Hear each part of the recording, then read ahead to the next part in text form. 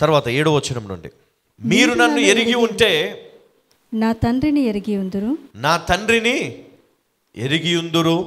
ఇప్పటి నుండి మీరు ఆయనను ఎరుగుదురు, ఇప్పటి నుండి మీరు ఆయనను ఎరుగుదురు. ఆయనను చూచి ఉన్నారని చెప్పెను, ఆయనను చూచి ఉన్నారని చెప్పను. అప్పుడు పిలుపు, ప్రభువా తండ్రిని మాకు కనపరుచుము, మాకంతే చాలునని ఆయనతో చెప్పగా, యేసు పిలుపు, నేను ఇంతకాలము నీ యొద్ద ఉండినను నీవు నన్ను ఎరగవా? నన్ను చూచినవాడు తండ్రిని చూచి ఉన్నాడు గనుక తండ్రిని మాకు కనపరచుమని ఏల చెప్పుచున్నావు? హల్లెలూయా అని ఏమన్నాడు ఇక్కడ 7వ వచనంలో, మీరు నన్ను ఎరిగి ఉంటే నా తండ్రిని ఎరిగి ఉందరు. యేసుక్రీస్తును ఎవరైతే ఆయన రక్షకుడని, ఆయన దేవుని కుమారుడని నమ్ముతున్నారో, మరి ఆయనను చూసిన వారందరూ తండ్రిని చూసినట్టే. అంటే ఇక్కడ ఏమన్నాడు, నేను తండ్రి ఏకమై ఉన్నాము కాబట్టి నన్ను చూసిన నీవు తండ్రిని చూసినట్లే. హల్లెలూయా, హల్లెలూయా. ఎందుకు? ఆయన ఒక సందర్భంలో అన్నాడు కదా, నేను తండ్రి ఏకమై ఉన్నాం, ఆయన నా యందు నేను ఆయన యందు ఉన్నాం కాబట్టి ఇప్పుడు మీరు మా యందు ఉండాలి అని దేవుడు అడిగాడు మనల్ని కదా. అందరూ మరి ఏకమై ఉండాలి అని దేవుడు స్పష్టంగా చెప్తా ఉన్నాడు. అందుకనే మరి ఇక్కడ పిలుపు అడిగినటువంటి ప్రశ్న ఏంటి? ప్రభువా తండ్రిని మాకు కనపరుచుము, మాకంతే చాలునని అతనితో చెప్పగా, చక్కటి సమాధానం కదా.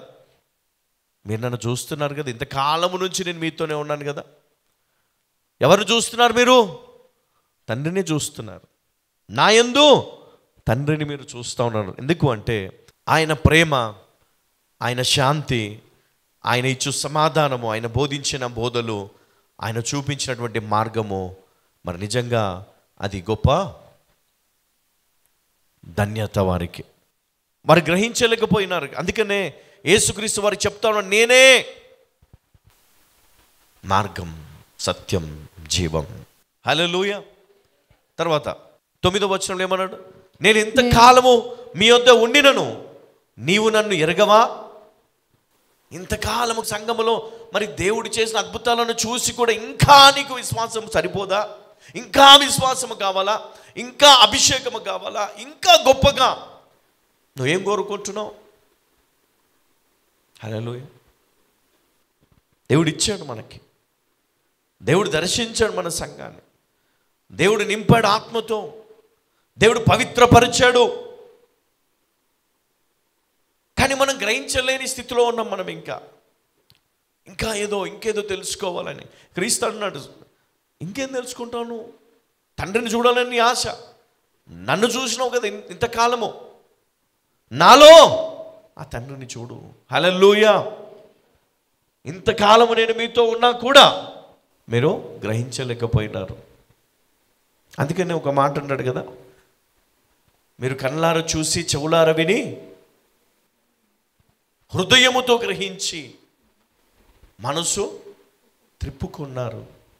నిజంగా మరి ఈరోజు మనము అర్థం చేసుకుంటే కనుక దేవుడి సంఘములో ఎట్లాంటి కార్యాలు చేశాడమ్మా.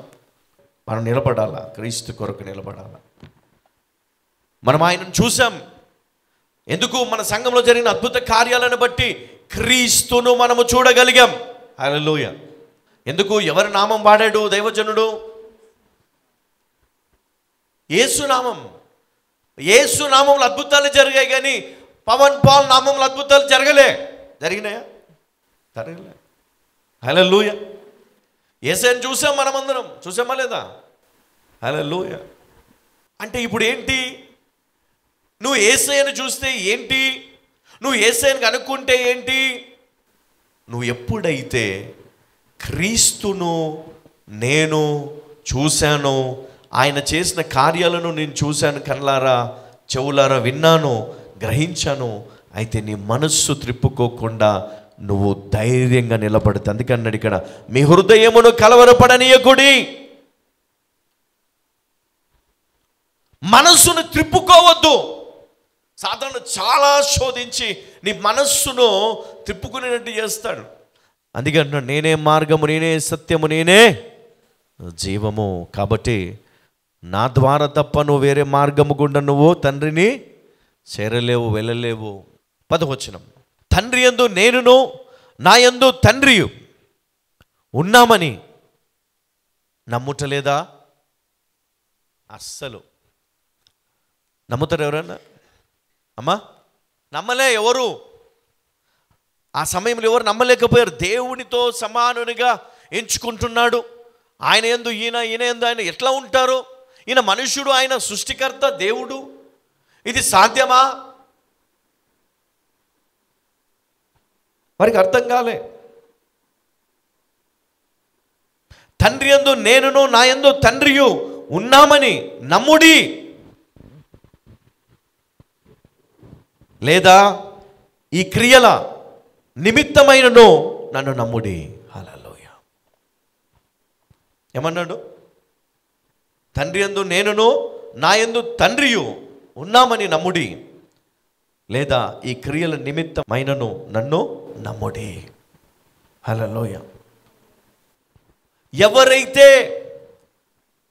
ఈ క్రియలు చేయగలుగుతున్నారో వారు ఎవరండి?